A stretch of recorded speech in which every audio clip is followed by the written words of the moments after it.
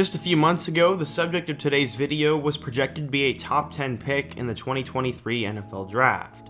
After becoming a 5-star recruit in high school, he had a terrific career with the Clemson Tigers, and there was no reason for him to fall on draft night. By the end of the pre-draft process, he was still consistently pegged to go in the first round, but on draft night, he slipped all the way to the third round. How did a guy who was supposed to be a top 10 pick fall that far? Well, in today's video, we're going to talk about him. We're going to go through his 5-star story, talk about his great Clemson career, what happened to him on draft night, and why he could be a steal for the Baltimore Ravens. But before we get started, be sure to leave a like if you want to support today's video, subscribe if you're new and love college football content, and let me know what player, team, topic, or situation I can cover next. Now, let's get started. So you're probably wondering who the subject of today's video is, and it is none other than former Clemson linebacker Trenton Simpson.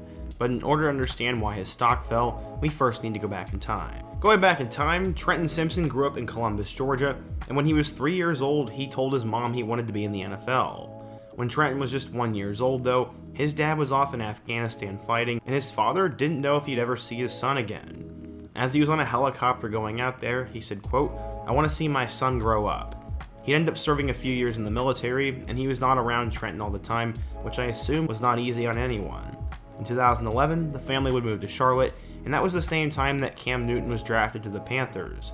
Newton would end up becoming his role model, and he'd eventually run into him down the road. He was on his own path to hopefully one day being a professional football player. Mom said, quote, "As soon as he said that's what he wanted to do, I've been praying for it to take place.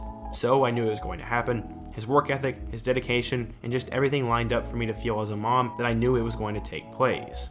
When he first got on the football field growing up, he had a lot of natural talent. She said, quote, "He asked my mom how many touchdowns did she want him to get, and that is exactly what he did in one game. So he's always had that natural talent." Going back to the Cam Newton connection, Trenton frequented Newton's 7-on-7 camps during the summer, and Cam even came and saw some of his high school games later on. He'd play alongside 2017 4-star offensive lineman Eric Douglas, who went on to play for South Carolina. He went to Mallard Creek High School, and while he was there, he originally played running back.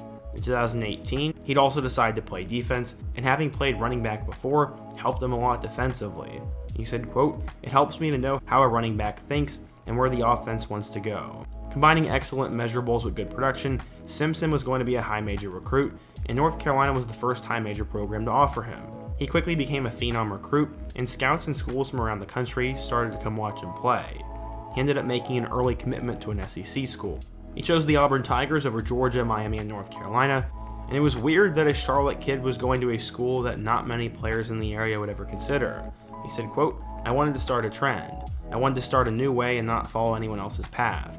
In a couple of years, kids will be coming out of Charlotte and want to go to Auburn because they see me going down there and make plays. I want to be different, I want to stick out, and I want to be special." While it seemed like on paper it was a great fit, there was one school that could change the game. That was Clemson.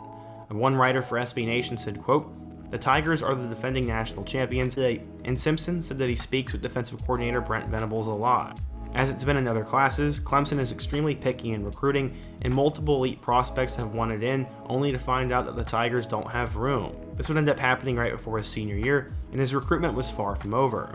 He had a meteoric rise. He finished with 371 yards rushing and 6 touchdowns, and had 98 total tackles, 45 TFLs, 18 sacks, 3 forced fumbles, and 2 quarterback hurries. He helped his team to a 10-1 record, and led them to a 4A conference championship. This led him to being listed as a 5-star recruit, and his dream school finally gave him the offer he wanted. He decided to make the switch just an hour after he posted about being offered by the Tigers. He chose Clemson over North Carolina and Auburn.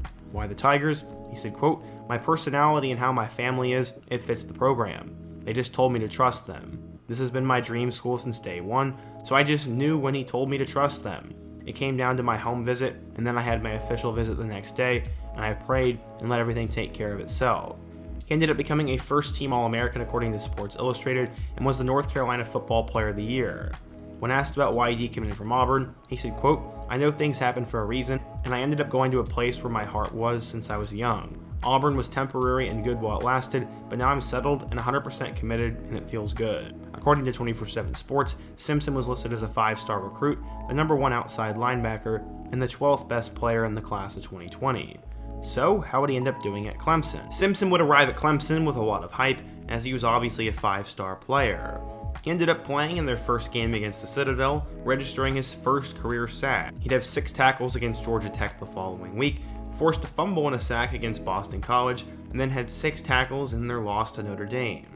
He then helped them beat both Pitt and Virginia Tech, and he got to play in their rematch against Notre Dame. Clemson ended up getting to the college football playoff after winning that one, and Simpson did not get a chance to play in that one. As a freshman, he finished with 28 tackles, 4 sacks, and 1 forced fumble. In 2021, Simpson would take on a larger role and would slowly start to get better and better. He had 2 tackles in their 10-3 loss against Georgia, had 4 tackles against Virginia Tech, 8 against NC State, and then continued with pretty average numbers.